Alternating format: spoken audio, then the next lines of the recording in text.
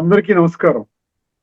కవిసింహ, చిత్రకవి, శతావధాని శ్రీ పోకూరి కాశీపతి గారి సారంగధరీయం కావ్యపట్టణం గావిస్తున్న వారు శ్రీ నూతలపాటి వెంకటరత్న శర్మ గారు. శ్రీ శర్మ గారికి స్వాగతం. నమస్తే.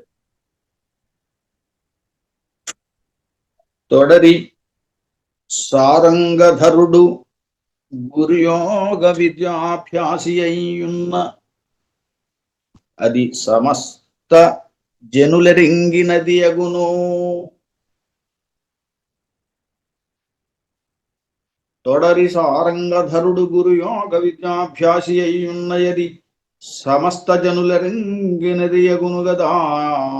ఆ స్వామి తన పని విరమించుకొనియు నేడు మనదారి కరుదెంచగనుజేయ కన్నాకుమారు సుబుద్ధిని చారు ధీరునంపగావలే అట్లు పంపిన అలరు తీరున తన నొప్పించుట తిరిగియు మను కళ్యాణమెందును కొమరుగాంచు ఘనత కలిగిన ఎదడును కలుడు నగుట నీదు నాహవకర్తయ్యై నెగడు నిదియే అవును తారక సాధనం వయ్యజియ్యా. ఇక్కడ పదాలను విడగొట్టుకోవటంలో 3 కథలకి సరిపోయేటట్టుగా వేరువేరుగా విడగొట్టాలి కాబట్టి పద్యం చదివేటప్పుడు కూడా ఆ తేడా తెలుస్తుంది. ఉదాహరణకి కన్నాకుమారు సుబుద్ధిని అన్నాడు. ఇక్కడ కన్నాకు అని విడదీయాలి, మారు అని విడదీయాలి. ఒక గదలో కనుగజేయగన్ నాకు మారు అలా విడదీయాలి. ఇలా రకరకాలుగా విడదీయటం వల్ల చదివేటప్పుడు కూడా సౌలభ్యంగా అనిపించదు. సరే, నిన్న శివకథలో బ్రహ్మ చెబుతున్నాడు ఇంద్రుడికి. బ్రహ్మదేవుడు ఇంద్రుడికి చెబుతున్నాడు. ఏం చెబుతున్నాడో చూద్దాం. తొడరి సారంగధరుడు. ఇక్కడ సారంగధరుడు శివకథలో సారంగధరుడు అంటే శివుడు. ప్రయత్నించి తొడరి సారంగధరుడు గురుయోగ విద్యాభ్యాసి అయి ఉన్నయది సమస్త జనులు ఎరింగినది అగును. ఆయన గురుయోగ విద్యాభ్యాసి అయి ఉన్నాడు. గురుయోగ విద్యాభ్యాసి అంటే గొప్ప, గురు అంటే అధికమైన అని. యోగ విద్యలో ఆయన ఉన్నాడు. యోగ విద్యా అభ్యాసి అయి ఉన్నాడు. యోగ విద్యలో ఉన్నాడు ఆయన. యమ నియమాది యోగ విద్యలు అంటాం కదా, యమ నియమ ఆసన, వాటికి సంబంధించినటువంటి విద్యల్లో ఆయన అభ్యాసం చేస్తున్నాడు. అభ్యాసి అయి ఉన్నాడు. అది సమస్త జనులెరుంగునది అగును. ఈ సంగతి అందరికీ తెలుసు, సమస్త జనులకు తెలుసు శివుడు యోగా విద్యలో ఉన్నాడు అని. ఆ స్వామి తన పని విరమించుకొనియు ఆయన యోగ విద్యాభ్యాసాన్ని వదిలేసి నేడు మన దారికి అరుదెంచగను చేయగా ఆయన్ని మన దారికి వచ్చేటట్టుగా, ఏది ఆ యోగ విద్యాభ్యాసాన్ని వదిలేసి మన దారికి వచ్చేటట్టుగా ఆ ఈశ్వరుణ్ణి చేయటానికి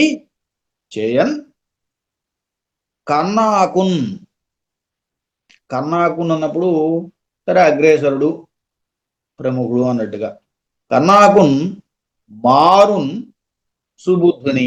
మారు అంటే మన్మధుడు. ఆయన దగ్గరికి మన్మధుణ్ణి పంపించాలని అనుకుంటున్నాడు. మారున్ సుబుద్ధుని చారు ధీరున్. మన్మధుడు సుబుద్ధి అంటే మంచి గలవాడు, మంచి బుద్ధి గలవాడు.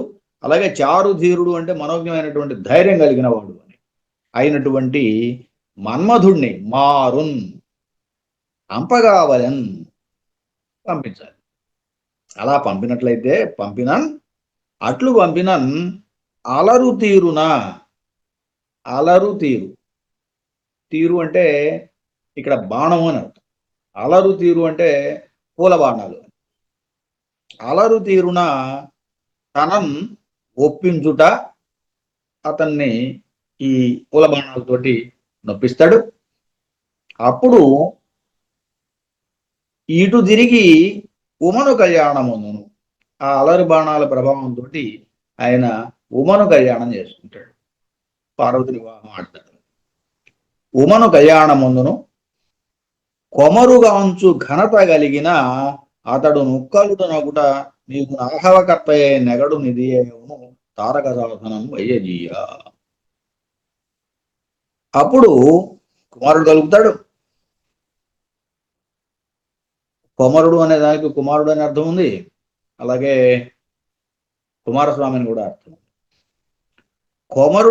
కొమరుగాంచును, ఆ రకంగా ఆయన కొడుకు కుమారస్వామిని పొందుతాడు. ఘనత కలిగిన అతడు కూడా ఉక్కలుడు నగుట, చాలా గొప్ప పరాక్రమవంతుడు అవటం వల్ల ఆయన ఏం చేస్తాడు, నీదు ఆహవకర్తయ్యై, నీ యొక్క ఆహవకర్త, యుద్ధానికి సేనానాయకుడు అయ్యాడు తర్వాత, కాబట్టి ఆ సేనకు అధిపతి అవుతాడు అని. ఆహవకర్తయ్యై నెగడు వర్ధిల్లుతాడు. ఇదే ఏమో తారక సాధనము, ఇదే తారకుణ్ణి సాధించడానికి అనువైన మార్గము, అయ్యా జియా అని చెప్పేసి సంబోధన. అయ్యా జియా అంటే దేవుడు అని, అంటే ఇంద్రుడిని సంబోధిస్తున్నాడు. ఇంద్రుడిని సంబోధిస్తూ ఈ కథ అంతా చెప్పాడు. ఏం చెప్పాడు, ఆయన తపస్సు చేస్తున్న సంగతి అందరికీ తెలుసు. శివుడు యోగంలో ఉన్నాడు. ఆ యోగంలో ఉన్నవాడిని ఆ యోగాభ్యాసం మానేసి మన దోవకు వచ్చేటట్టు చేయాలి. అలా చేయాలంటే నువ్వు ఆయన దగ్గరికి మన్మథుణ్ణి పంపు, ఆయన తన పూల బాణాలతోటి ఆయన్ని వసతి చేసుకుంటాడు. అప్పుడు శివుడు పార్వతిని వివాహం ఆడతాడు. తద్వారా కుమారస్వామి కలుగుతాడు. ఆయన నీ సేనకు ముందుండి తారకుని సాధిస్తాడు అని చెప్పి ఈ కథ అంతా బ్రహ్మదేవుడు చెప్పాడు ఇంద్రుడు. ఇది ఇందులో భాగం. ఇక రెండవది చంద్రుడికి సంబంధించి. తొడరి సారంగధరుడు, సారంగధరుడు అంటే ఇక్కడ చంద్రుడు, ఇందాక శివుడు, ఈ ఘట్టంలో చంద్రుడు కథాఘట్టంలో చంద్రుడు. సారంగధరుడు గురుయోగ విద్యాభ్యాసి అయ్యున్న, ఎక్కడున్నాడు ఈయన, గురువు బృహస్పతి యొక్క యోగ చేరిక వలన విద్యాభ్యాసి అయి ఉన్నాడు. అంటే గురువు గారు అయినటువంటి బృహస్పతి యొక్క ఆయన దగ్గర ఈయన విద్యాభ్యాసం నేర్చుకుంటున్నాడు, ఆయన్ని కలిసి ఉన్నాడు. ఇప్పుడు ఆ సంగతి సమస్త జనులు ఎరుంగినది ఎగు, ఈ సంగతి మొత్తం జనానందరికీ తెలుసు. అందరూ కూడా ఈయన అక్కడ విద్యాభ్యాసం చేస్తున్నాడు గురువు గారి దగ్గర, బృహస్పతి దగ్గర అనే సంగతి తెలుసు. ఆ స్వామి ఎవరిక్కడ స్వామి అంటే గురువు బృహస్పతి. తన పని విరమించుకొనియు నేడు మనదారి కరుగంచగను చేయగా, ఇక్కడ ఆయన ఆ విద్యను చంద్రుడికి అందిస్తున్నాడు కదా, అది వదిలిపెట్టి మన దారికి రావడానికి, అంటే అక్కడ చెబుతున్నటువంటి చదువును వదిలేసి రావాలి కదా, ఇది సమస్య. కాబట్టి తన పని విరమించుకొని నేడు మన దారికి అరుగుదెంచగను, అది మన దారికి రావడానికి గాను, ఆ రకంగా చేయటానికి నా కుమారుడు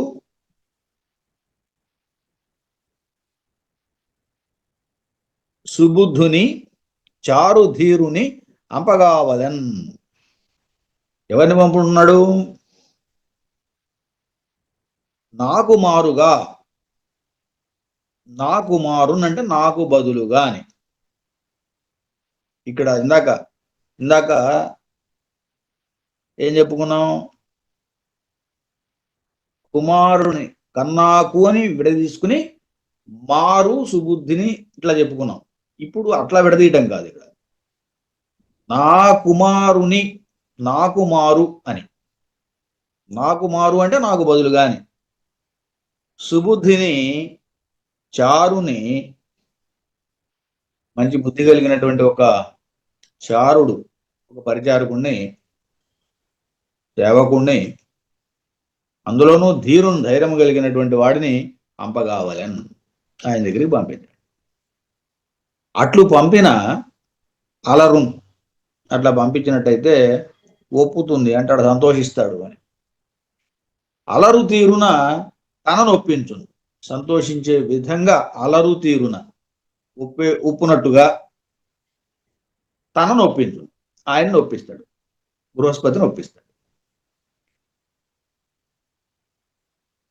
ఇటు తిరిగియు మను, ఇటు తిరిగియు మనున్, మన మార్గానికి మళ్ళిన వాడై వర్తించును. మనును ఆయన మన మార్గంలోకి వస్తాడు, ఒక బుద్ధిమంతుడిని పంపించి ఆయన కనుక ఒప్పించేటట్టుగా, సంతోషించేటట్టుగా చెప్పించినట్టయితే అని. తీరున తనను ఒప్పించుట, ఇటు తిరిగియు మను కళ్యాణముందును, ఆ రకంగా మంగళం కలుగుతుంది, శుభం కలుగుతుంది. అలాగే కొమరుగాంచున్, మనోహరంగా అనిపిస్తుంది, మనోహరత పొందుతుంది. ఘనత కలిగిన అతడు నొక్కలుడు నగుట, ఆ బృహస్పతి చాలా నేర్పరితనం కలిగిన వాడు అవటం వల్ల, ఉక్కలుడు నగుట చాలా దురంధరుడు అవటం వల్ల, నేర్పరితనం కలిగిన వాడు అవటం వల్ల ఆహవకర్త అయి నెగడం. ఆహవకర్త అంటే యజ్ఞకర్త, యజ్ఞాన్ని నిర్వహించడానికి, యజ్ఞం కోసమే కదా ఇప్పుడు ఈ ప్రయత్నం అంతా వెళ్ళింది. కాబట్టి యజ్ఞకర్త అయి నెగడును వర్తిల్లును. ఇదే అవును తారక సాధనంబు అయ్యా జీయ. ఇది ఈ సమస్య నుంచి బయటపడటానికి తగినటువంటి తారక సాధనము, తరించే మార్గము, తారక సాధనము, తరించును ఉపాయము. కాబట్టి ఈ చంద్రుడి కథాఘట్టంలో సారంగధరుడికి, అంటే చంద్రుడికి బృహస్పతి యొక్క కలయిక చేత విద్యలు అబ్బుతున్నాయి, ఆయన విద్యలు నేర్చుకుంటున్నాడు. విద్యను నేర్పుతున్నవాడు బృహస్పతి, ఆయన ఆ పనిలో ఉన్నాడు. కాబట్టి ఇప్పుడు ఆయన్ని ఆ పని నుంచి మన దారికి తెచ్చుకోవడానికి, అంటే ఈ యజ్ఞ నిర్వహణకి ఆయన్ని పిలవడం, ఆయన రావాలి, మరి యజ్ఞాన్ని నిర్వహించాలి, ఆయన సమర్థుడు, ఆయన కన్నా మించిన వాడు లేడనే ఉద్దేశంతో వీళ్ళు బృహస్పతిని అడగాలి. కానీ బృహస్పతి అందుకు ఒప్పుకుంటాడా అంటే ఒప్పుకుంటాడు. ఎట్లా ఒప్పుకుంటాడు అంటే, దానికి తగ్గినటువంటి సుబుద్ధిని, మంచి బుద్ధి కలిగినటువంటి వాటిని ఎవరినో ఒకళ్ళని పంపండి, ఒక పరిచారకుడు, ఒక సేవకుని పంపించండి, చాలా బుద్ధి కలిగిన వాడిని పంపించండి. వాడి యొక్క దీంతో, నేర్పరితనంతో ఆయన్ని గనక ఒప్పించగలిగినట్టయితే ఆయన ఒప్పించి తీసుకొస్తాడు. యాక్చువల్గా అన్ని ఎవరిని? బృహస్పతిని ఒప్పించాలి. కాబట్టి అట్లు పంపితే అలరు తీరున తనను ఒప్పించును, తగిన విధంగా చెప్పి ఆయన్ని ఒప్పిస్తాడు. అలా ఒప్పించిన తర్వాత ఆయన ఇక్కడికి వస్తాడు. ఇక్కడికి వచ్చిన తర్వాత మరి కళ్యాణం కలుగుతుంది. అలాగే కొమరు మనోజ్ఞత మనోహరంగా అనిపిస్తుంది. ఇవన్నీ జరిగిన తర్వాత ఆయన గొప్ప ఉక్కలుడు కాబట్టి, గొప్ప నేర్పరి కాబట్టి, నీ యొక్క యజ్ఞానికి ఆయన కర్త అయి దాన్ని నిర్వర్తిస్తాడు. ఆ విధంగా నువ్వు ఈ యజ్ఞాన్ని నిర్వహించడం అనే కార్యాన్ని దాటగలుగుతావు. కాబట్టి ఇది చేయాల్సిన పని అని జయంతుడు చెప్పాడు ఈ మాట ఇంద్రుడికి. నాకు బదులుగా ఒక పరిచారకుడిని పంపించమంటున్నాడు అంతే, ఆయన జయంతుడు కాకుండా. ఇది ఇక్కడ. సరే, తర్వాత జయంతుడినే పంపిస్తాడు. ఆ కథ ఎలా వెళ్తుందో తర్వాత చూద్దాం. ఇక మూడవది రాజరాజ నరేంద్రుడి కథాఘట్టంలో తొడరి సారంగధరుడు. ఇక్కడ సారంగధరుడు పేరు, సారంగధరుడే ఆయన పేరు. రాజరాజ నరేంద్రుని యొక్క కుమారుడు. గురుయోగ విద్యాభ్యాసి అయి ఉన్న, ఇక్కడ కూడా గురుయోగం చేత విద్యాభ్యాసం నేర్చుకుంటున్నాడు. ఇక్కడ గురువు నన్నయ్య భట్టారు కూడా అనుకున్నాం. ఆయన యొక్క కలయికతోటి చక్కగా విద్యాభ్యాసం నడుస్తోంది. అది సమస్త జనులు ఎరుంగనేది. ఈ సంగతి కూడా అందరికీ తెలుసు. నన్నయ్య భట్టారకుడు ఈ సారంగధరుడికి విద్య నేర్పుతున్నాడు. ఆ స్వామి తన పని విరమించుకొని నేడు మన దారికి అరుదంచగను చేయన్. ఇక్కడ కూడా ఆయన పనిని వదిలిపెట్టి, ఇది విద్యాభ్యాసం నేర్పడం అనే పనిని వదిలిపెట్టి మన దారికి రావడానికి, ఏమిటి వీళ్ళ దారి? వీళ్ళకి ఏం కావాలి? ఆ సారంగధరుడికి వివాహానికి సంబంధించినటువంటి ప్రయత్నం చేస్తున్నాడు. అంటే కన్యను ఎతకాలి. ఆ పని చేయడానికి ఎవరు ముందుకు వస్తారని చూసుకుంటున్నాడు.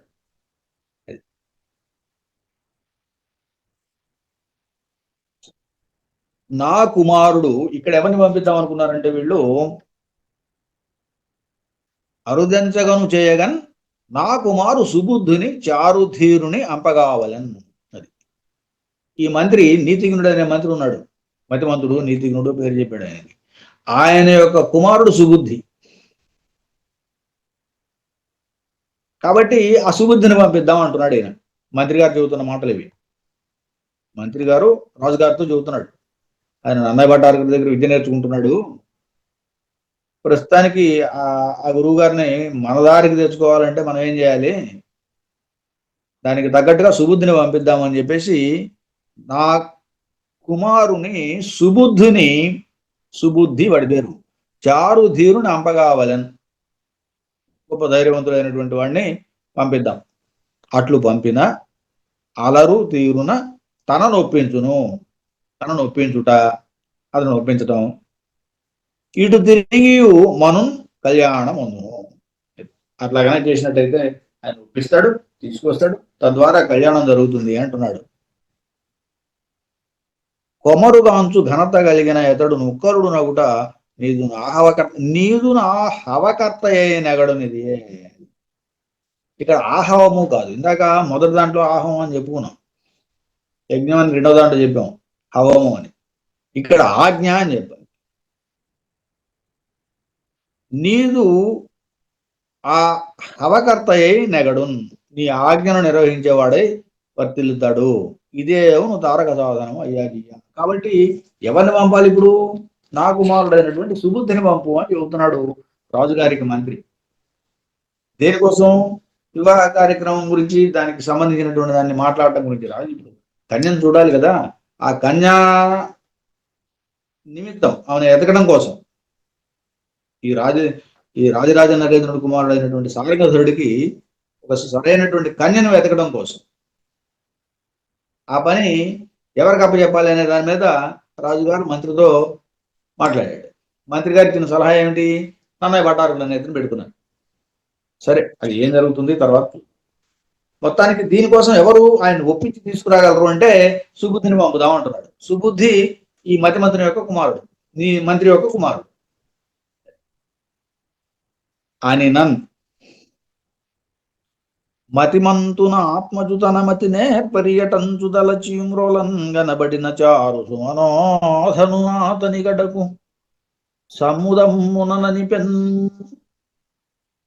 ఎప్పుడైతే శివుడు మన్మధుడిని పంపించాలి శివుడి దగ్గరికి అని చెప్పి బ్రహ్మదేవుడు చెప్పాడో,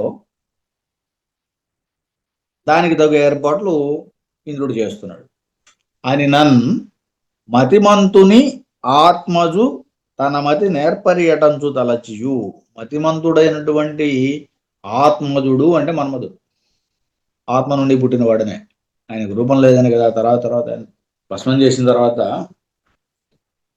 అనంగుడు కదా. ఆత్మజున్ తన మతి నేర్పర్యటంచు తలచియు, తన మనసులో నేర్పరి, గొప్పవాడు, ఇతను మాత్రం ఈ పని చేయగలడు అని తలంచి మ్రోలన్ కనబడిన చారు సుమనోధనుని, మ్రోలన్ కనబడిన అన్నాడు. ఇక్కడ ఎదురుగా కనపడ్డా అని. అప్పటిదాకా ఆయన అక్కడ లేడు, తలుచుకున్న మాత్రం చేత ఆయన అక్కడికి వచ్చి కూర్చున్నాడు అంతే. మన్మధుడిని తలుచుకోవడంతో మన్మధుడు అక్కడ ఎదురుగా ప్రత్యక్షమయ్యాడు. తలచియు మ్రోలన్ కనబడిన, ఆయన తలస్తే చాలు, తలుచుకుంటేనే వచ్చి ఎదురుగా నిలబడతాడు అని నిలబడ్డాడు. ఆ రకంగా మ్రోలన్ కనబడిన చారు సుమనోధనుని, ఈ సుమనోధనుడు మనోధనుడు కడకు సముదమ్మున ననిపెన్, అతని కడకు ఎవరి దగ్గరకు? శివుడి దగ్గరికి.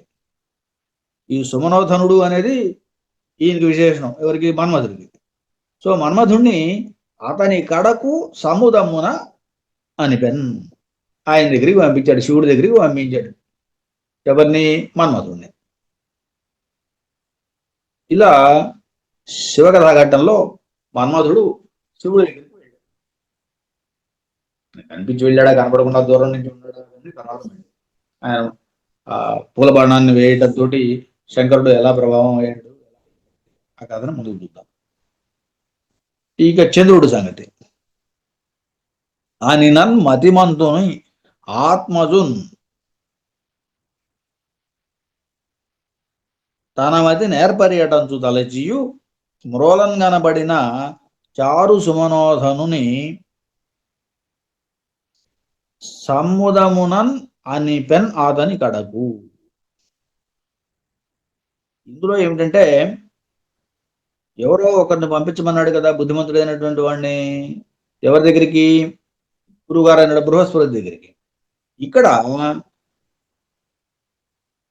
మతిమంతుడు ఆత్మజుడు కుమారుడైనటువంటి జయంతుణ్ణే నేర్పరి అని చెప్పి ఈయన అనుకున్నాడు. ఇంతలంచి ఇంద్రుడు తన కుమారుడైనటువంటి జయంతుడే దీనికి సరైనటువంటి వాడు, తగినవాడు, ఈ పని చేయగలిగిన వాడు అని ఆయన విశ్వసించాడు.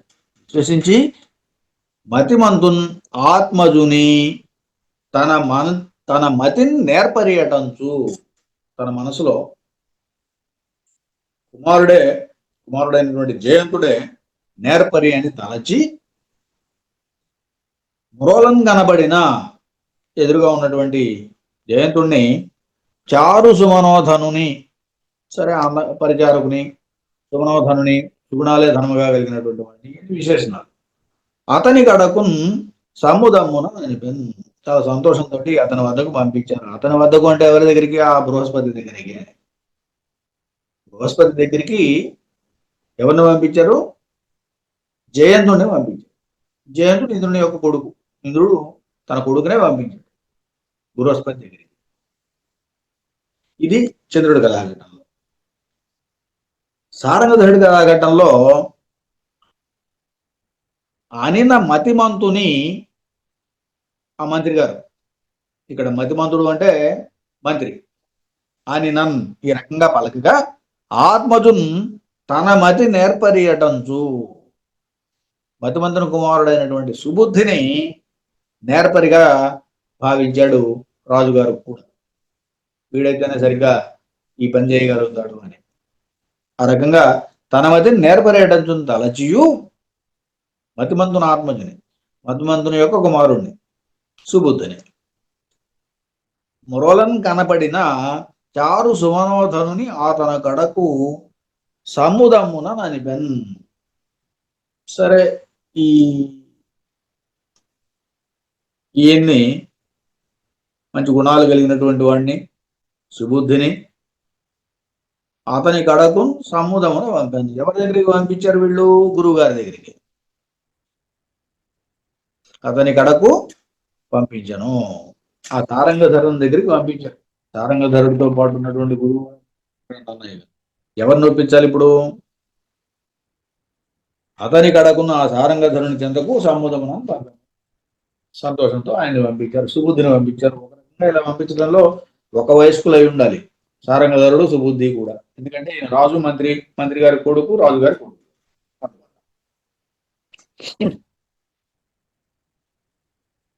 అన్నాడే మహేంద్రుడు రాక అన్నియ మించియును తిరిగి కని తెలుపుటకై మన్నన గల విప్రవరుల పన్నుగా బాంధవులడాయ పంపించి తగ. ఇందులో ఆ ప్లస్ నాడే అన్నాడే, అన్నాడే ఆ రోజే అని త్రికసంధి. ఆ ప్లస్ నాడే అన్నాడే ఆ సమయమునందే మహేంద్రుడు, మహేంద్రుడు అంటే ఇంద్రుడు, శివుడు భాగంలో శివకథాపరంగా చూస్తున్నాం కాబట్టి రా మహేంద్రుడు రాకన్నియమించియను తిరిగి కని తెలుపుటకై మన్ననగల విప్రవరులను బాంధవులను పన్నుగన్ దాయబంపించి తగన్. ఇక్కడ ఏం చేశారంటే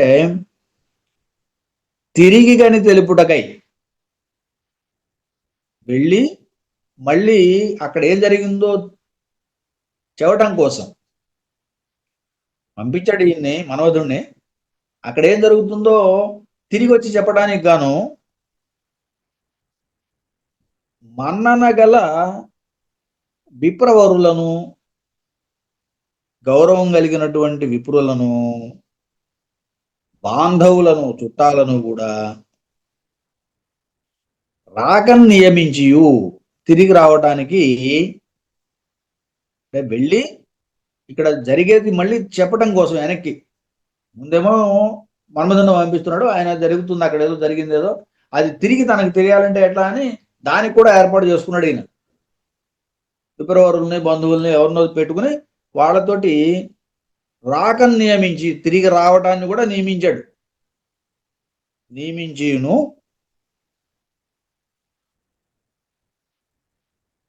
డాయ పంపించి మన్మధుడిని శంకరుడి దగ్గరికి పంపించాడు.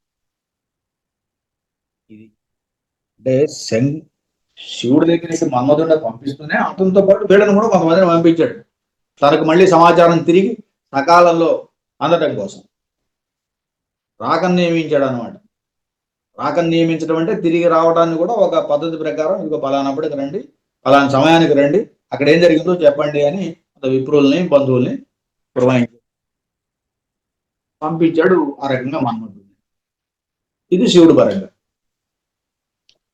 చంద్రుడి పరంగా అన్నాడే మహేంద్రుడు రాకన్నియమించును తిరిగి కని తెలుపుటకై అన్నాడే ఆ రోజే, అప్పుడే మహేంద్రుడు, దేవేంద్రుడు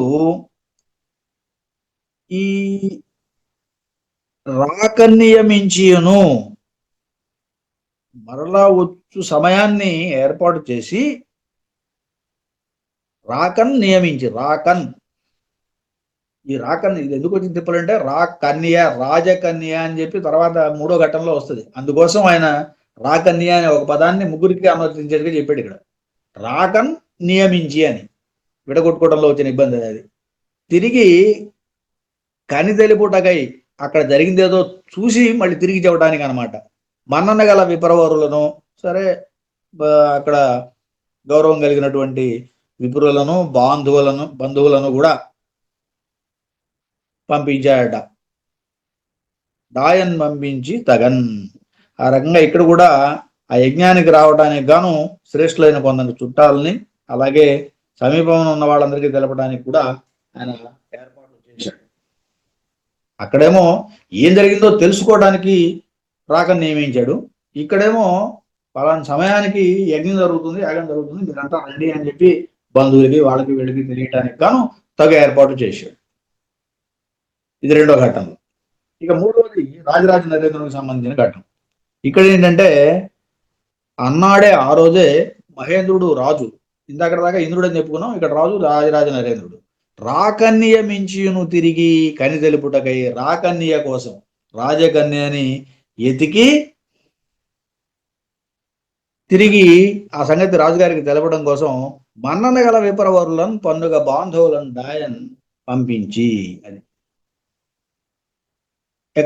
ఎవరి కోసం పంపిస్తున్నాడు? రాజకన్యని ఎతకడం కోసం పంపిస్తున్నాడు. దానికోసం మన్నన గల విప్రవరులన్, గౌరవం కలిగినటువంటి విప్రుల్ని, అలాగే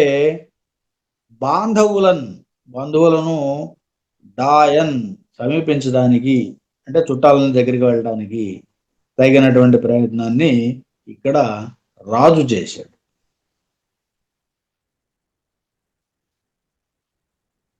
ఈ రకంగా ముగ్గురు మూడు కళాఘట్టాల్లో కూడా ఒక ప్రయత్నం జరుగుతుంది. తర్వాత ఏం జరిగిందో చూద్దాం. స్వస్తి.